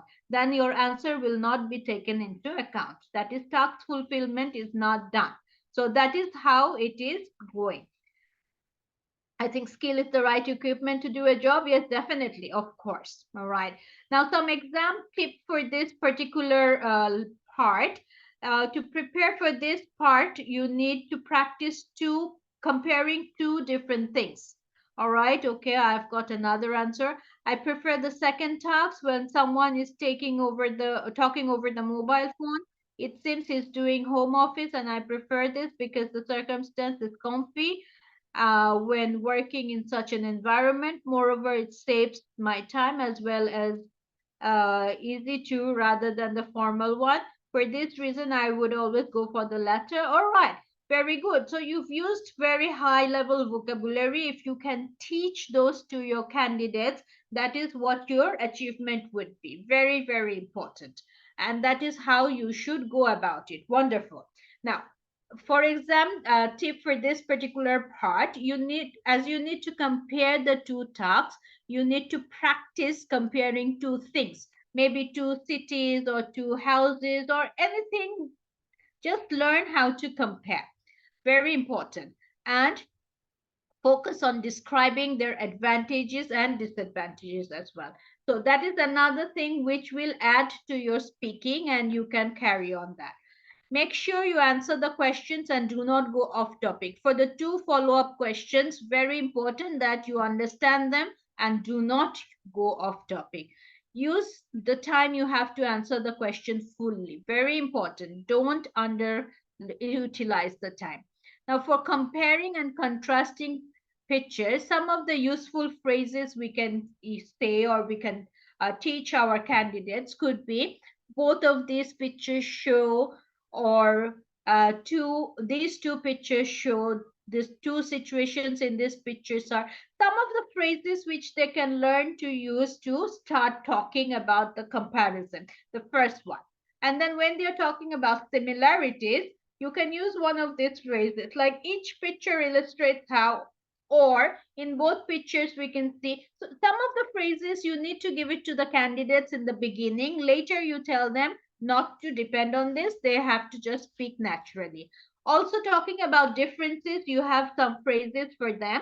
Like, one of the most obvious difference is that, or something that makes this two picture different is.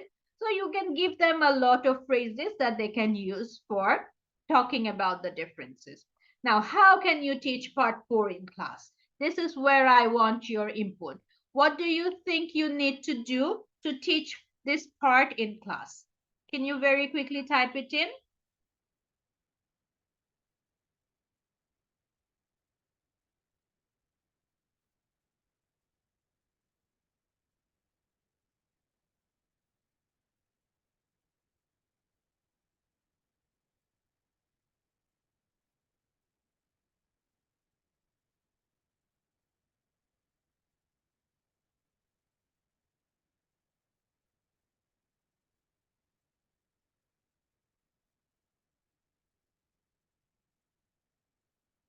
Okay, I'm sure you're typing it in. Let's look ahead and see what we need to do. To compare two pictures, yes, first look at the picture with full attention. Very good. Give them different situations to describe at a given time. Yes, the timing will come in eventually, but you need to extract from them the different situations, the different words, the different vocabulary. Very good. I like that idea. Uh, to compare and contrast two pictures, description is very important, where you can talk about the action, the location of the picture that could be mentioned, say what they have in common, what they have different, and what of the activities presented in the picture you would prefer. That will extend your talk. Explain why you prefer that. For beginning students, the teacher could supply sentence framing like both pictures have. One difference is the picture, first picture there is, in the second picture there is. So you can provide those type of language to the student. Some of the classroom activities which you can do with the students, picture talk. Definitely you can give pair of pictures to the candidates. They look at the pictures. Yes, give them situations at a given time. Learn them how to compare and what is called similarity. Yes, if they don't know, you need to teach them that as well. So when you're having a classroom activity, you give them a pair of photos. They look at the picture and take a few minutes to think before they start speaking, and then tell them to speak for 45 seconds. That is one of the activity. Another activity is challenging your partner. This is definitely going to be a pair work. The students are given pictures or photo and they ask questions to their partners who answers within 45 seconds. So this is like one of the candidates having a stopwatch with them and the other candidate talks, and it's a fun activity. And then given words. Students get two pictures to describe with the given words. So you give them a number of words, maybe 5 or 6 words, and you give them the picture. So they have to describe that picture with the words provided.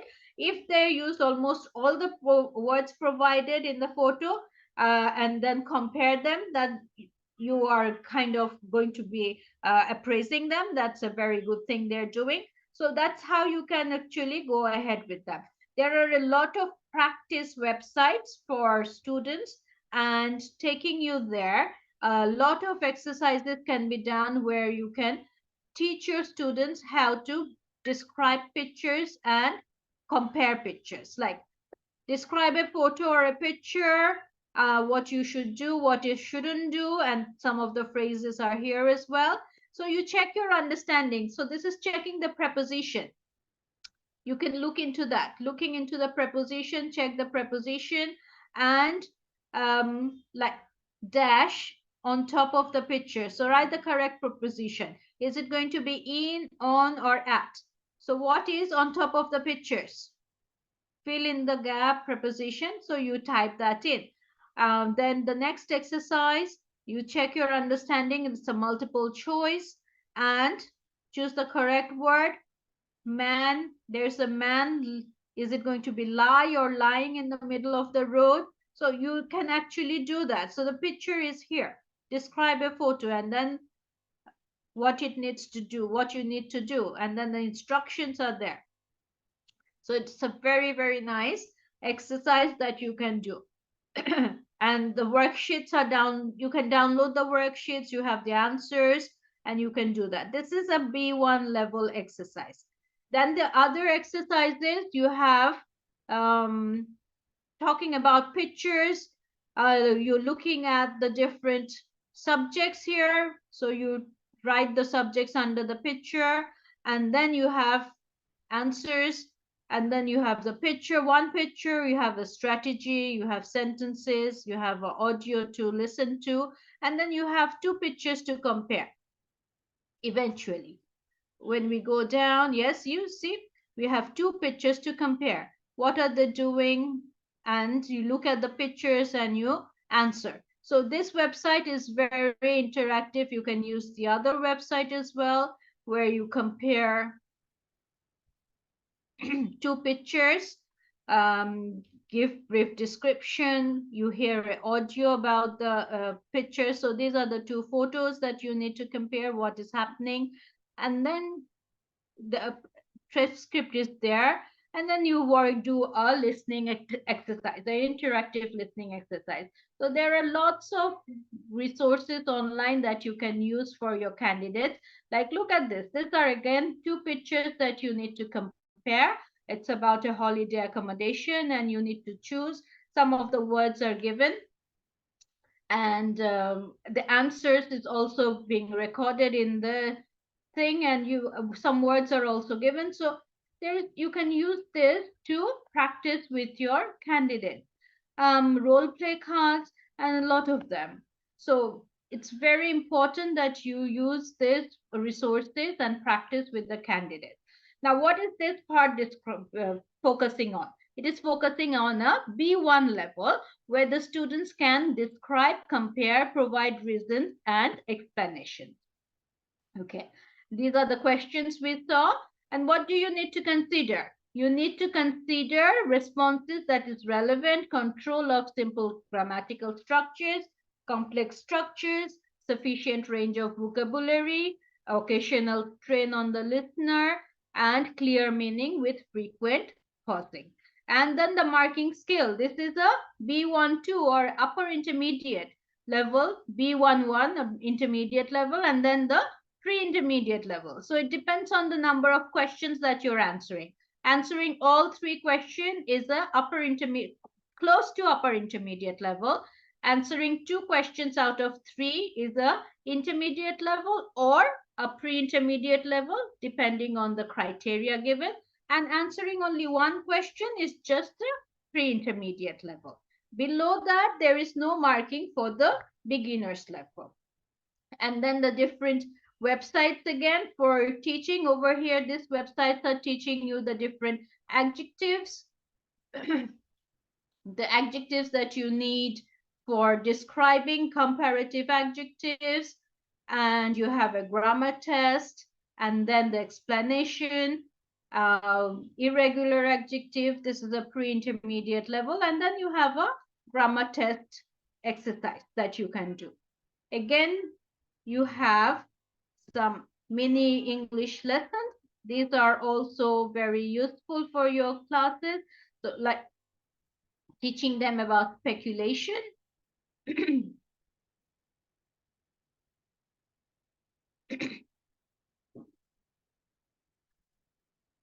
Okay,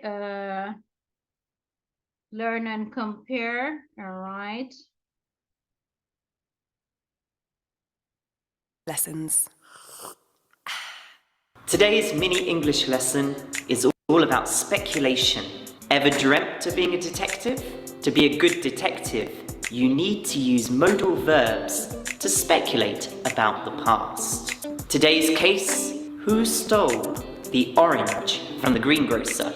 Now, if you want to be a good detective, you could speculate about the past using maybe or perhaps. But if you want to be a great English detective, you're going to use modal verbs. They sound more natural. We're not going to use all the modal verbs. We're just going to select a few. The ones we're going to keep are can't, might, must, may, could, and couldn't. Now these describe differing degrees of probability about who stole the orange. It might have been the boy just next to the greengrocer. It could have been the brother of the greengrocer. He's always looked a bit shifty. It may have been the old lady with the very big back.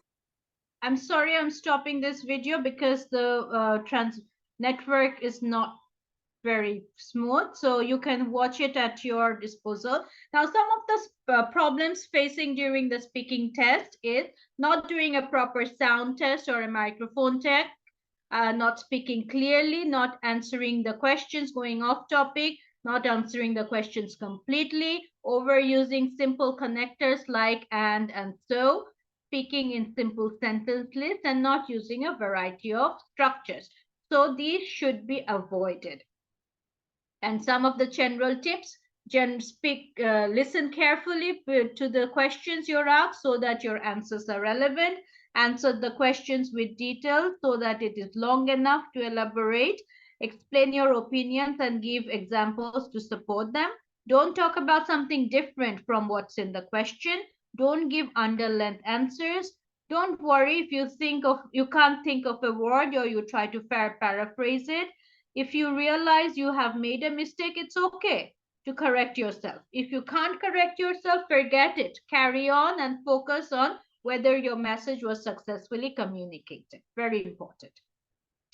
Some of the advice: record yourself speaking and try to improve your vocabulary and pronunciation. Prepare speaking and recording yourself as fluently as possible for a minute or two for the following topics. Maybe introducing yourself, talking about your personal experience and preference, comparing two things, and when you listen to your own recording, what you have to note is grammatical accuracy, appropriacy of vocabulary, effective pronunciation, hesitation, well-sequenced idea, linked properly or not. And then again, the marking level between A1 to B1.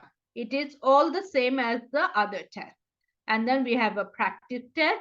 Now, what have we done in this lesson? Let's quickly have a recap. There are 4 parts in the speaking test and the total duration is 7 minutes.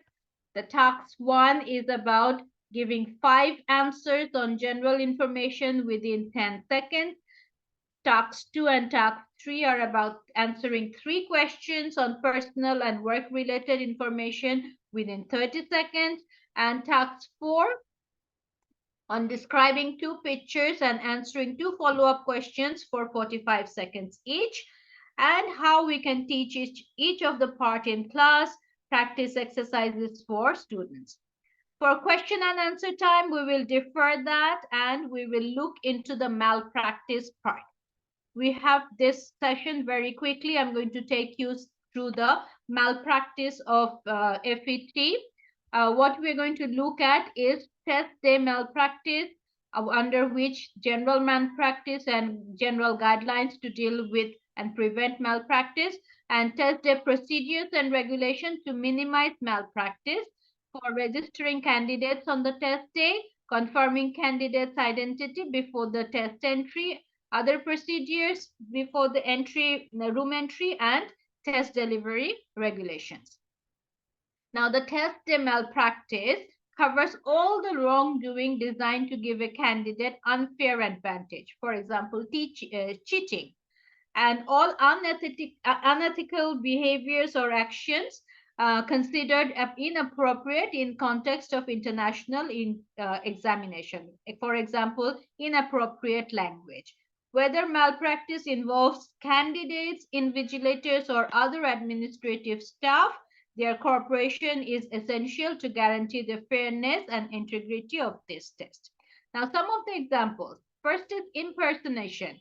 When one candidate takes the role of another candidate and comes to the exam room. Key code exchange, that is, taking another candidate's key codes for one or more of the test sessions. Inappropriate language is also very, very important and it's considered as a malpractice. For example, using strong taboo language out of context, crude or sexual language, violent or threatening language, language used offensively against a group of people because of their race, gender, religion. So very, very important that you should refrain from all this. Candidate impersonation is very, very strongly looked into, and this is when the candidate is identified as suspected imposter on the test day. So we need to speak to them as quickly as possible. Arrange for at least 2 test day staff, most probably 1 male and 1 female, to be present when speaking to the candidate in a separate room. If the candidate is present in the test and they're identified as an imposter, explain that the test results will not be issued for the registered candidate and a report will be made to the FET administrator. If the candidate is identified as a suspect imposter on the test day, then they should be given an opportunity to submit a candidate statement on the test day. Some of the other types of malpractices are copying or colluding from another candidate, prompting during the speaking test, communication between candidates like signaling or communicating with any other means, unauthorized items into the exam room like crypt notes, mobile phones, recording camera, electronic devices. Taking away the test materials from the exam room is also a very big malpractice, and we should stop that. Disruptive behavior during the test by speaking, shouting, or gesticulating to the test supervisors, not following instructions, very important. Using prepared notes or script to talk in speaking or writing test and designed to give an unfair advantage. Now you have to report malpractice. How do you do that? The invigilators and the test supervisors must report all the incidents on malpractice to the incident report form, and the report should be written in English and contain relevant details, including the candidate name, the identity given, and the supporting document if there is a photo ID. After the final decision, the candidate should be contacted within 14 working days to get the decision about the malpractice. There might be two decisions. One, the suspected malpractice has not been confirmed and the candidate's results have been released, or after standard investigation, the candidate's results will be permanently held. For the test day procedure, candidates should be 1 hour before the start of the test. They should registration should take place in a separate room. The types of ID should be passport, a national ID, or any biometric resident permit. The FET staff are responsible for checking each of the candidates' ID before they enter the test room at the beginning of the test, at the beginning of each test component, and when the candidates return to the test room after the toilet break. Very important. For the how to minimize the regulation, you can do that through mandatory check of name check, whether the candidate's name matches the ID number check. It should be corresponding to the ID number the candidate has booked with. ID photo check if the facial expressions are the same with the ID document. Date of birth check and signature check. These are the different ways you can minimize malpractice. Some other procedures: make sure the candidates arrive in the correct test room at the correct time. Once they have registered, they cannot leave. They must be there. Their personal belongings should be in another room outside the test room. Ensure candidates do not take any electronic devices, watches, or blank paper. The only permitted items are transparent water bottle without any label, pens, pencils, sharpeners, erasers without any label, nothing else. And some of the regulations: candidates may not use the toilet while the instructions are being given. Toilet breaks are only permitted between the two modules only. And if candidates want to use the toilet, they must surrender their ID and be escorted. They must be recorded as they leave and enter the room. The invigilator should not talk to the candidates during the speaking test, as it will interfere with the recording. So it is going to be taken as a malpractice. Candidates who finish early are not allowed to leave until the allotted time of the test is over. Very, very important. And now we have a time for question answer session for both the parts, speaking and malpractice. Do you have any questions? Okay.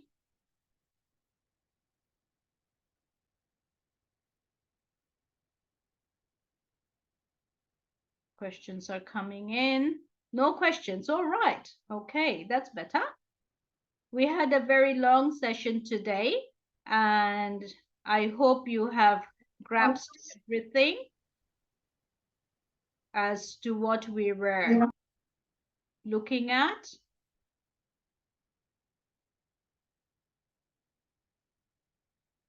Okay. If there are no questions for me, I would say that I will be sending you an email today with the relevant presentations we have done over the 4 days. And after that,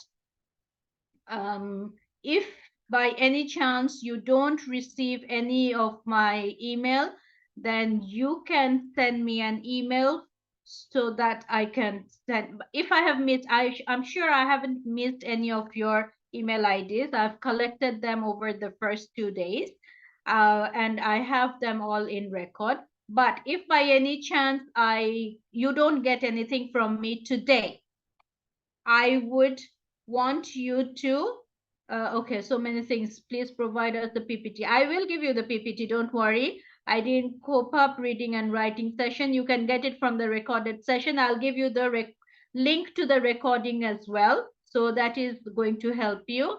My email, yes, my email address is always there. For certification, you need to talk to British Council. My email is on all the presentations, but regardless, I'm typing it in the chat box. So if by any chance today you did not receive any email from me, give me an email tomorrow, because by tomorrow I should be by tomorrow I should have sent out all the emails. So I'm sure I got all your emails, and I will be sending it to you today. By tonight, definitely you will get an email from me. Okay, I've just typed in my email in the chat box, so you can have a look at that. Or okay. All right, if there is nothing much to say, I would like to say goodbye for today.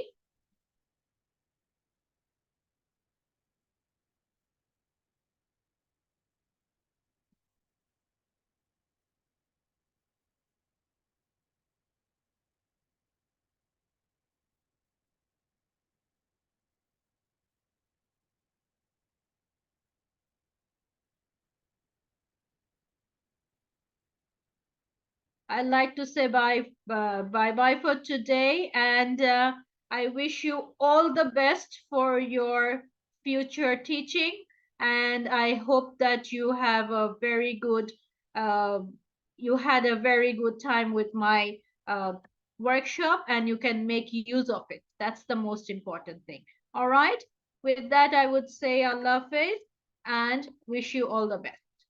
So if no questions, I'd like to sign off.